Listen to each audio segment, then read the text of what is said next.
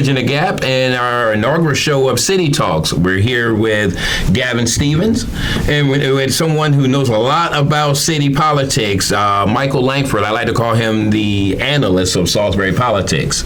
Gentlemen, welcome. So there's so much going on, it's going to take more than one show to cover it. So where do we start? Well, I think that there's a lot of talk about the unions, right, and the possible dissolution of the unions. They're going to, like, the second reading, I think, tonight of the dissolution of that segment of the charter. But I think a big reason why that they're going to that place is, you know, the city-county fire agreement. It's budget season, so we're having the same talk that we have every year, which is how much money is the county going to contribute to the services that they're receiving from the city fire department. Yeah, there's definitely a lot going on with budget. As a matter of fact, the president of the city council, April Jackson, was going to be with us, but there's budget talks going on. She had to be there to meetings. And I also got in touch with the executive, who there is, of course, because she has to do some of the numbers, to turn it to the council. She couldn't be on the show today either because of this. So they all seem to be tied up with this budget. Yeah. Now, when we're talking about this fire agreement and the service agreement, what's going on with that? How does that from city go to city to county? Okay, so I guess my historical backdrop is 2 years ago, just to give people the most recent time, about 2 years ago, the county is paying to the city about $900,000. The estimate on the cost of what the services they're receiving is more like 1.5 million, or maybe 2, right? Then last year, the county paid the city 2.5 million, but the estimated cost of the county, the services that the county received from the city are more like 4.1 million, is my understanding. This year, we're back at a place where we're trying to cover the cost of that, for the city by getting a county city fire agreement where it's full compensation for services. Sure. But it seems like the number is not really changing for what the county is willing to put into the city, at least preliminarily. We're still, obviously this is developing, but that's where we're at this impasse. And there's all this talk about the union, but really it's okay, well, I don't have any problem personally with paying firefighters more. Sure. You know what I mean? I don't. If we have the money. Yeah, but that's the part. So that's the key part, is if we have the money. And it's where's the money come from? And to me, the county, the city county fire agreement seems like that should be where the money's coming from. You know what I mean? Well, and thank you. Yes, I was just looking back at this, and this has actually been going on as far as the county owing the city for over a decade. Yeah. It goes way over a decade there. And, the new mayor is actually in banking, so he's kind of a money cruncher anyway. Now, as far as it goes with the county's very conservative. They don't like to spend money. I can tell you from just seeing some of the things with the council, they say no to a lot of stuff. Yeah. Now, as far as where it goes with, I was talking to the executive last week when I did her executive decision, and I asked her, I said, what's the difference in how you're handling the bargaining agreements with the county versus on the city? Well, we turned in the budget the third week in April, and we are kind of patiently waiting for those budget sessions. So the council has sort of picked some departments that they want to meet with, and so we will be having those in some upcoming sessions. So hopefully people will tune into those. I think Salisbury Fire and Volunteer Fire will be interesting. There's been a little back and forth with that right now. So really. Yeah. So it'll definitely be interesting, but it'll all work out. It'll be fine. So we are plugging along with that. So that's pretty much the biggest thing right now, and getting ready to wrap up the fiscal year. So because we'll start a new one, January 1st. I will tell you, we were really excited about wrapping up the collective bargaining agreement. So we had that 3-year agreement. That's been a big thing around here. Yes, I know. Well, we were happy about it. We wrapped up a 3-year deal, starting salary at $70,000. And I just talked to the sheriff today. We were celebrating Correctional Officers Week, so we were out having a picnic at the correctional facility, which was nice. And the sheriff was saying, as soon as he put that out there, he has had numerous applicants, some transferring agencies, which we hate to cannibalize, but I will tell you, we really want, our sheriff's office should be the leading, office. It should be the leading office in the county. It should be the leading office in the shore. We are the biggest county, so I'm really excited about that, and that we have the experience coming, to the county. So I am happy about that. that. So it did what it needed to do. So that was good. I mean, we were with the sheriff about a week or so ago, and he made comment on the fact that no other executive has taken care of the deputies over there like you have. Yeah, He definitely give you your props. No, well, thank you. No, I appreciate that. It's you have to. It's law and order first. You know what I mean? Or you don't even have a county. And I was really proud of this budget because we did record investments in public safety and in education. And actually combined the two because we ended up with weapons detection systems. We're going to have the tier 1 weapons detections. Wow. So we are really moving, and I think in a very positive direction, and being able to do so with all of what's being pushed down from the state. So that's what happens. When you're fiscally responsible and you're conservative and you think about the best way to utilize tax dollars, and you very carefully think about every dollar being put into that budget, you're able to do those things and really be able to invest where your community needs it. So thank you. Now, I'm kind of curious because we're talking about this collective bargaining. It has been a big thing around here. What is different on how you handle it than how the city handled it? Well, I think first and foremost, we can't really compare the county to the city. The city has 3 different collective bargaining. So not only are they talking about the police collective bargaining, there's also a fire, and then there's the employees themselves. Okay. I only have one, thank goodness. Thank the Lord for that. Yeah, right. Because they can be a headache. The good news is that I have my administration has a very good working relationship with our deputies, as the sheriff said. They can come in, and without attorneys, we can sit here and really hash things out and what's reasonable, what's not reasonable, what are the things that they need, and we can do all that before we bring the lawyers in, and then the lawyers sort of crafted in that language. With the city of Salisbury, what was happening is that the unions were formed under the previous mayor, and then whatever anybody thinks about that, and then they're dipping into their savings in order to keep their operating budget up, and that is just no way to go. So I understand where the mayor is coming from. I think maybe doing away with all 3 at once might not have been the best, but I don't have his books in front of me, so I don't know what he is seeing, but I do know that he's trying his hardest to try to figure out the best course of action to make sure that fire is covered, to make sure that police are covered, and to make sure that the employees are getting what they want. Rumor had it that there was like a 12% ask and increase. That's really astronomical, especially in these times. We were able to do it. Yeah, we were able to do a 5%. With all of our employees. Our deputies did see about a 24% increase, but that's over 3 years, so that's about 8% per year, which I think is totally reasonable. So we were able to do our correctional officers up to $50,000. We really focused on public safety and education and making sure that our employees, were getting their 5% as well. So I feel for the city. I know that they're going through a financial mess right now, but I feel like there's more to that story. So, but that's all I'm going to say. I'm just happy we have one. So, that we have to deal with, and we were able to be very successful with that. The city has like 3 different Unions, parts, right? And she only has one. Yeah. And then I saw April actually that same day went in and was asking the council for more help with it. So April Jackson, I'm the president of the Salisbury City Council, and as Mr. Taylor, Mr. Venosa, and Mr. Josephano have said, I won't reiterate anything that they have said, but we are practically begging you all to help us with this fire service agreement. It's about to cause us to lose our union because of the finances. We're digging in reserve. We serve 60% of the county, and we're not being given back what we deserve. And I think that it is terrible that our county executive does not think enough of our city to give what is due. Now, she states that she's given us more than any other one. No, we don't want more than any other county executive has given us. We want what is owed to us. We deserve it. We serve the county and the city both. And I'm not going to sit up here and beg and cry, but, we have people's lives in jeopardy right now. We really have people's lives in jeopardy. So would you please go over the budget? Make sure, because I saw where she had $2.3 million in the budget for volunteers.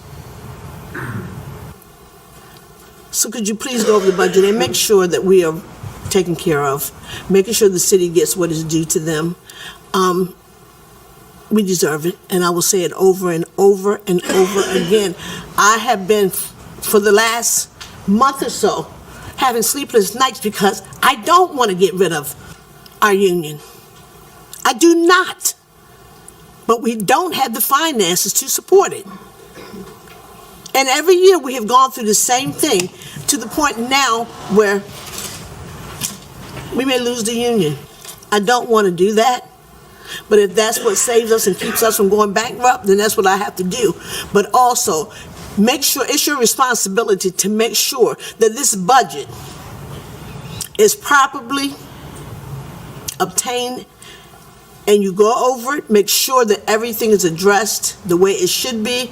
Just make sure the city gets their proper due. Thank you. Money's everywhere here. I think it's okay, so I think one of the things is that if we could see like the government, like the money, we tend to think of the county because it's a bigger geographic area and there's a bigger monetary amount. We see the county government as the bigger government.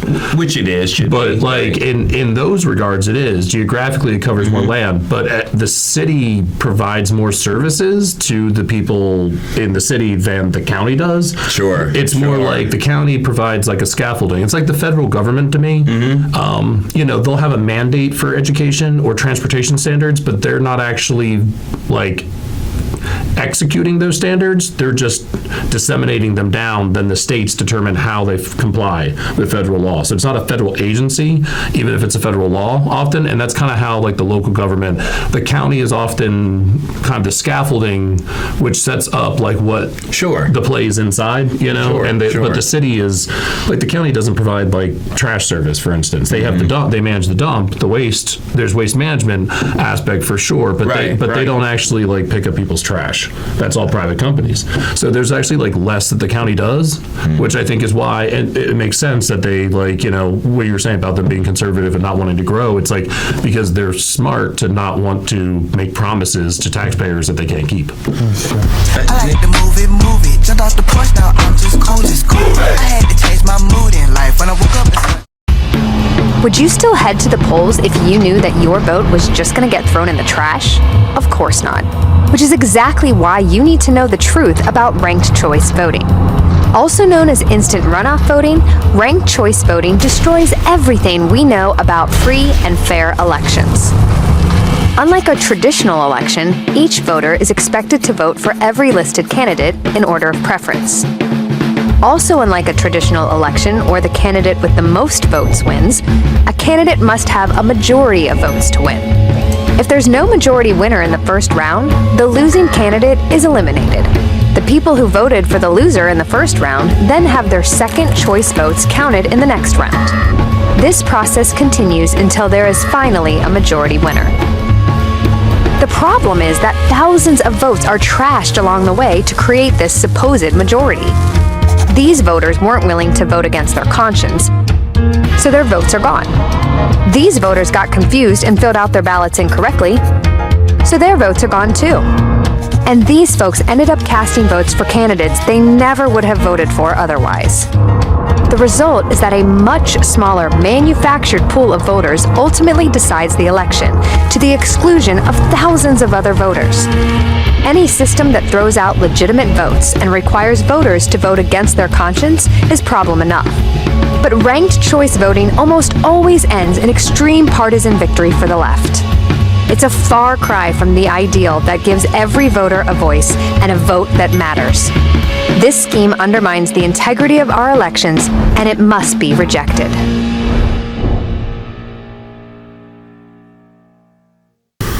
And thank you. Now, I do know that there are 3 fire departments in Salisbury. Oh, God, I think there's... Yeah, at least. Yeah, I mean, the major ones. And here's the thing I know when working with some of the volunteer fire departments, they're like, well, you've got 3 just for Salisbury, but Salisbury does cover a lot of area. Yeah. And there's a lot more homes closer together than it would be in some of the municipalities. But, I mean, but as collectively, and again, this might have changed, but collectively between the 3 fire departments within Salisbury, they do get more than some of the departments like West Side. Yeah, definitely. You Like know? Parsonsburg or Pittsfield, Sure, probably. sure. Yeah, they're a lot of those I think are like volunteer. Yes, yes, right? yes. And that's very Allen. admirable. Alan Powellville. Yes, Yeah. those are very admirable. Mm-hmm. It's all admirable work, but yeah, those people are just doing it. They're not really getting paid. Sure, They're being sure. provided equipment that they need to do the job. A lot of fundraisers. Yeah. Chicken dinners, crab feasts, bingos, and stuff to help raise their money to do that. Yeah, but there's also a part of Salisbury Fire Department that's also That's volunteer. right. The people themselves. Right. So, when I was doing some research last night, I was like, man, in front of the city council, you had the paid fire department and the volunteer. The next account that we're asking for an increase in was our buildings account. It's no surprise, even though people refer to fire headquarters as one of our new stations, that it's almost 20 years old already. Station 1, when I joined, and probably both of us, was the newest of the stations, is now our oldest station. So there is always constant upkeep. Last summer, we suffered a significant outage of the air conditioning system at Station 2, which required significant funds for basically almost not necessarily a complete replacement of the system, but most of the units within that is a complex system. But we were able to work through that and get that completed as well. So typically this account, again, similar to the medical supplies, has been flat funded for many years, dating back to FY25. It tends to be in the $60,000 range funded, and we spend anywhere north of $125 to about $150,000 a year. As again, FY25 is kind of skewed because there's a kitchen remodel that was money transferred into that for Station 1. So that's kind of off there. But going back just a few years, in FY23 we transferred in $59,000 into that account. FY24, $61,000 into that account. We look forward to discussing and answering any questions that you might have with regards to our budget. So the fire department understands that it's definitely the city's feeling some financial constraints. However, we still have a couple items that we want to discuss that we feel need some serious consideration for some way to find some funding. So with regards to our general budget, the 24035, as you've seen already this year, we've had to come to council for a request from surplus for medical supplies. That account alone always seems to go over, and it was one of our essential items requests, so that we can bring that more in line with our typical spending. Typically, the account is funded right around $40,000, and as call volumes go up, as post-COVID medical costs come up, and the use of all of our medical supplies, that number continuously goes up in what we spend. So just for instance, in FY25, we transferred in $58,516 into that account. In FY24, we transferred in $29,016 into that account. So when we made this presentation to administration, we were asking for a $50,000 increase in that account based on our call increase, as well as the costs of medical supplies. Is it 15,000? 50,000. Yeah. The account is 24035-546016, medical supplies. It was funded last year at $39,030, and so we're asking for a $50,000 increase. Again, there's been no increase in that account since FY20, as that's as far as I went back to look at that, even with the call volume increase. So Rob, can I ask a question? Yeah. What was that? I'm sorry. Do you know off the top of your head where you've been reallocating money to make up the difference in those medical lines? Yeah, so typically we've seen savings in a couple of different accounts. Workers' comp typically has a savings in it year to year, depending on salary increases and the amount that's budgeted for Lee Ops, there's been some transfers there. And we have also sold some surplus equipment and taken those funds to transfer back into that, as well as ESP money that we've recovered. So some of it's been internal, some of it's been from revenue streams, and then some of it has been from surplus. Thank you. Yeah. Can I add to that too? And to add to that also, for years, ever since I've worked for Salisbury, which has been 27, the hospital, Tidal Health, has been allowing us and giving us the opportunity to recuperate some of our supplies after EMS calls as well. And it's been like that for years. So even with their ability to help us on that front, the cost for us on our medical supplies is still increasing astronomically. And for years, they've talked about it. So far, they've not done it, but so years they've talked about, and we're one of the few areas that has a hospital that actually does help us replenish our EMS medical supplies. But there has been talk for several years that at some point that will eventually cease. Which means every medical supply, from drugs to medical bandages to everything we would use on an EMS call, would have to be then supplied by us. One thing I kept hearing about is washing down the uniforms and stuff, and somebody would say, why would they worry about money for that? Well, there's a lot of cancer that seems to come from smoke and debris. It comes from that, so it's very important that the volunteers do have money coming in. So there's a lot of money that's needed for fire, and it's very important to have fire. Now, one thing I can also say, we were talking about mutual aid. A lot of times you see these things that happen in Hebron, Delmar, Parsonsburg. You don't just see their fire departments there.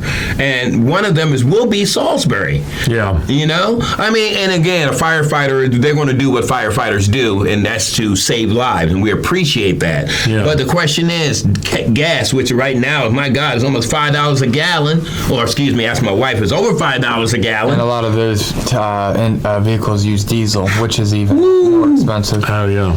So, right. So, and here's the thing that I'm seeing, okay? Because I also, because of the fact I do a lot of stuff as far as with the executive decision, I also know there's money from the county that's going to education because the state can't pay the teachers. So, at the end of the day, it all falls on us, the taxpayer. Now, another thing we were talking about before we went on the air is the fact that there is a fire tax. Now, and I want you to explain this. There are certain people. Itemized. Yeah, there are certain people that don't live in city limits that are getting fire service, but they don't pay a fire tax. Yeah. Now, but there's also people that live in the city limits that are paying a double fire tax. Yeah, I think that's why, like, to me, if you look at a lot of the places on like West Road, Jersey Road on the West End, if you look at apartment complexes, a lot of assisted living facilities or like aging in place communities in the city, a lot of them are hooked up to city water sewer because they need that for their commercial sprinkler systems in order to have enough pressure in order to pass the fire code. That's the state. But they're not incorporated into the city. And so there's like those companies, like such as like the people who own Parkwood Apartments, they're not paying any city taxes. So it's like, to me, beyond, there's this extra burden on if you're a city resident and you're a property owner in the city, then you're paying like way more. And you've been getting increases. We're all getting the increases on our utility bill, but at least that's, I think it's like 2.3 or 2.4% increase this year instead of like an 8 or a 10. It was like just a year or two ago. It was crazy. You know, we're I just thank you. Yeah. So the question would be, based off the fact that if you were to annex properties that have Salisbury, Maryland, they're in Salisbury, but they're not in the city limits of Salisbury, so they're not paying areas. Salisbury tax. Same thing with the commercial businesses. Therefore, annexing them in would bring more revenue, tax revenue, to help support some of these services. My question would be, what would be the negative externalities of annexing them in? Because with everything, there's a positive, and there could be a negative. Sure. So what, in your your mind do you think, maybe you too, of annexing in properties? What would be a negative of that? You know what? I'm glad you just brought that up because I didn't think about this till right now. Why hasn't this happened before? It's a question. Yeah, what's preventing people? Well, let me ask you this. Would that change the voting scheme for Salisbury? Because there are already business owners that are not happy the fact that they don't have a voting say-so within Salisbury politics. Or are they afraid that it would anger them that they would now have to pay city tax and that then they're like, oh, I'm not doing that. That could be it, but we're not going to annex them in because part of the reason they're still here is because they're not having to pay that tax. But as soon as they find out they have to pay that, then they're like, yeah, I'm just going to move my business somewhere else. See, there's so many things that we don't know because it could be that. It could be the fact of somebody that we don't know has said, don't do that. Because believe it or not, that does happen. Oh, yeah. The good old boy system. Every day. But the question is why hasn't this happened already? That would be my question for you. Yeah. I think just the current arrangement benefits people, right? To be, But what people? I think that there's there's a lot of rental companies benefiting by not having to pay taxes. Yeah, the people hiding. Right. I think that that's the main reason because I don't think that there are like a homeowner that owns their home on West Road. I don't think that like Ma and Pa so-and-so that live on West Road, I don't think they have any say about like, they can request being annexed in, but I don't think that they have any say about the arrangement of the board. You know what I mean? I think that these companies standing to benefit because again, they need the city water sewer system in order to be compliant with the state fire code. You can't run a commercial sprinkler system off a septic. And so that's another issue. So you need city water. So you need city water. And so you're going to get this benefit and you should be paying. And so what they've done is they hooked it up and people that are annexed out are paying 1.5 to 3 times the water rate for city services when they're outside the annexation. So what you would see is people's water bill would go down if they got annexed in. So they pay taxes, but then their water bill would go in, unless they're a renter. As a renter, you wouldn't see any change other than your water bill go down. Interesting. Right? But as a homeowner, you'd pay more in taxes, but that's just going to be in your mortgage payment. It's not like you're getting an additional bill. You know what I mean? It's not like you're getting, that's just getting adjusted. So, and while nobody wants to pay more, it's like versus the cost of, this is what I say about like the septic system issue, right? Sure, Why would you want to be on the city water sewer if you're not a commercial property that needs that sprinkler system? Is because as if your septic fails, which they're going to, they're 30-year lifespan, about 40 if you're pushing it. They're right? definitely pushing for county hookup in those rural areas. Yeah, because they're $40,000 to $60,000 for a new septic. So any homeowner, even with 20 years equity in your home, you probably can't afford that. Right. So now you're looking, but if your septic fails, what happens? You can be condemned. It would have nothing to do with you paying taxes anymore. Now you're completely out. Now you're homeless. You can't use, and it's like, that's the kind of hard thing where it's like 30 years ago, a new septic was $5,000 to $15,000. That's manageable for people with equity in their home to take out a loan and solve the problem. Sure. It's not feasible financially for working class people now. So how are they? And because the cost has gone up on those septic tanks. And that's not the government. That's not the government's fault, and that's not the taxpayers' fault. So this is where the government.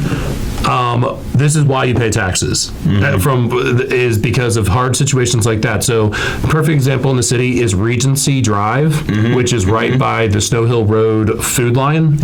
Yes. That road has always been outside of the incorporated limits. It's currently going into being incorporated in because there's so many failing septics that they are now going to hook in a new city water. They have city water, but they don't have the sewer. So now they're going to put in the sewer services so those people with the failing septics can keep their homes. And what I'm saying is they're going to pay a little bit more taxes, a couple $100 more in taxes a year that gets put into a mortgage payment so that they can continue to own their home. It's baked in anyway, and it's spread out throughout the year, so it's like... Right. Otherwise, do you have $40,000 to $60,000? And I can tell you, as I have a friend who lives on Regency, and she does not have that. Right. So it's like, so she keeps, I've known this person to have to call like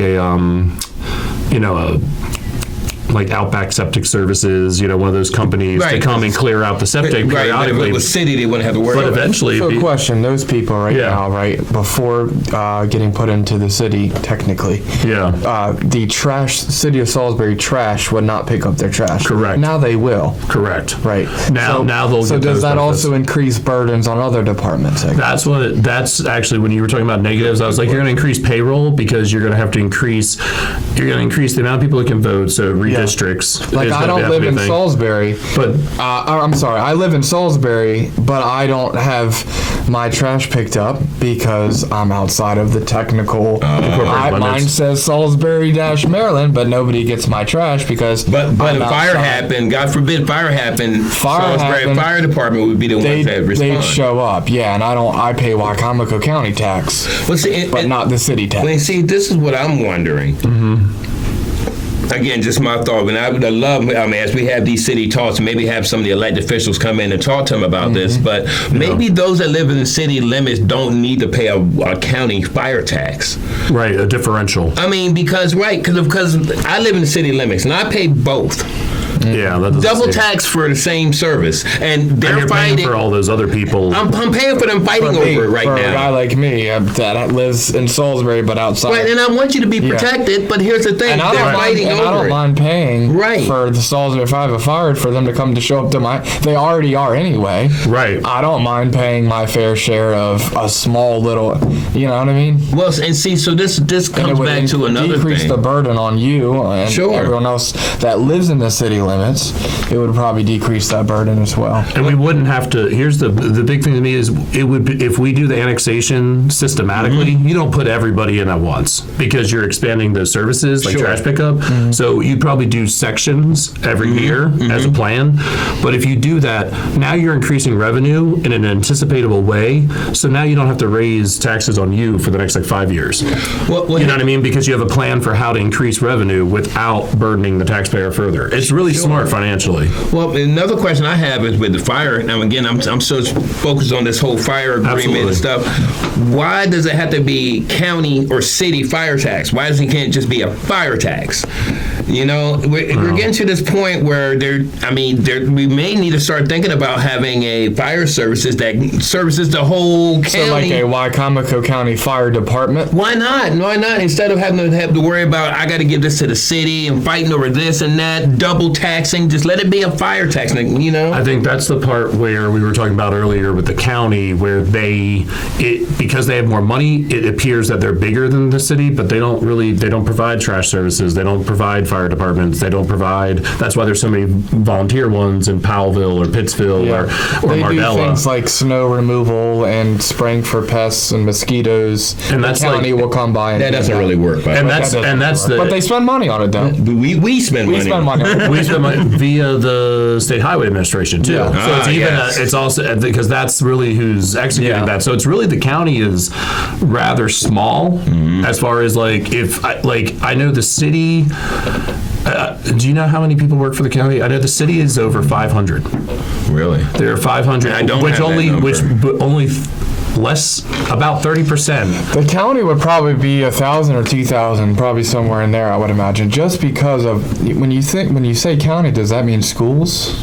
Wicomico County Board of Education. Yeah, that's a good. You're talking about the landfill. You're talking about Board of Public Work or Parks and Recreation. Yeah, you're talking. So where's the line? I guess. Yeah, because that's a good point because they don't the just landfill take has small stuff. They probably at least 50. Ask that. Yeah, that's how many employees are in Wicomico County. Yeah, because then you have Board of Election people, which some of them may be employed, some of them may. Well, I think the Board of Election might be more state. It could could be. But There's that's county. a great question. Yeah. Local government employees for Wycomico County are 5,214. Okay, 5,000. Okay. We're thinking about teachers. We're thinking about schools, teachers. prison. Counselor. Yeah, That counts all county social jail. workers. So through the we're state- talking about monies through the that health go. department. Yeah. So we're talking about Hospital, potentially. tax money that goes to the county has to take Wycomico care of all County that. Sheriff Department, just to let you know. Oh yeah, the sheriffs. So we're talking about monies that come in, which is our money, taxpayer money, Yeah. has to be divided. You say it's about approximately 500 for city. Yeah, 500 Well, we still got to employees. take care of them too. So like again, And what's interesting, only about 30% of those city employees are in the union, like due pay members. Wow. So like we're having now, all are of we this. counting the police officers? Yeah. EMS, fire, and police. I know fire. It's complicated because the collective bargaining affects what 3 different unions. Yes. For the city. But that's For the less city, than. yeah. But again, that's only like 30% of the employees. The majority of city employees aren't in the union, and I think that's one of the things that when people are talking about it, it's like, oh, the union or oh, the firefighters. Unions, But it's yeah. but people are not. Everybody isn't benefiting from their personal arrangement, other than the fact that and I think that also isn't quite clear because it's like nobody is saying don't give the administrative assistants in the city a raise this year. Nobody because they're not. The bank, everybody's getting cost of living adjustments in the city. Let's get back to why would the mayor want to have to stop. I mean, and I don't think he's against unions. I just think that there's no money. Like, okay, the folk festival, we had to cancel this year. Why? Because it's been counting. I mean, correct me if I'm wrong. I know you do a lot of your study on it too and research on it. Yeah. But it's cost us about $4 million a year for the folk festival to run. $4 million. Is that in the red? I know it's about 750,000, I think, in the red for last year's. Just last year. To run a 3-day festival was $750,000 profitable. that the city ended up footing the bill. Wow. So in the red. So $4 million to run it. taxpayers. And If then, you were there, remember everybody there carrying the buckets, That's walking around? A lot of buckets. yeah. I don't know how many. no, I were wasn't filled even up. there for that. Actually. Yeah, so they'll have people that have volunteers and they go around with these buckets to collect money. I mean, they were everywhere. It was obvious that they. Because you got to think part of the cost, they're booking out of town acts, all the police that are, That because costs money. Yeah. that have to do the Roadblocking. event, all of that. There's a lot. So what were we trying to do? And again, I get it. There are people that have benefited from the Folk Festival. I personally hadn't been to one, but I know people who enjoyed it, enjoyed it. It's But my nice. question is, were we just trying to make our name big as far as because we're like Folk Festival here in Maryland, it's in a few towns, but what were we trying to get name recognition? Or were we trying to please somebody in Annapolis? Why were we so involved in all this extra stuff when we were in the red in so many areas, including 2015? We've been ignoring the fact that the county has owed us money for fire services, but we can splurge on these other things. And I think that, zoomed out, you're totally right. Like, I think that it's, people have to.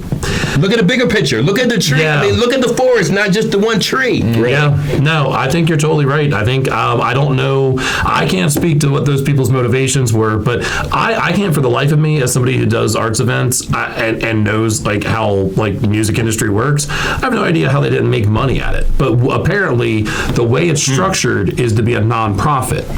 And then once there's a nonprofit, it can receive money from the federal or the state government in order to throw this festival. I can see how it builds goodwill, but for me, I like make money, like do something that makes money. Like there's options. What was the reason build for having goodwill. here? Why we were in the red for it? And what was the reason for not letting the public know they were in the red for it? That's the thing is like not understanding that, like I don't know how music festivals are commonplace across the country and they make tons of money. That's why a bunch of different Ocean City does. Yeah, the Ocean's Calling and all of those. Country Calling, Ocean's Calling. Yeah, they have all these different. Freeman Art Pavilion has stuff all the time. Yeah, and it's not free to get in, but I mean, it's like because things cost money if you want to experience them. People will pay it.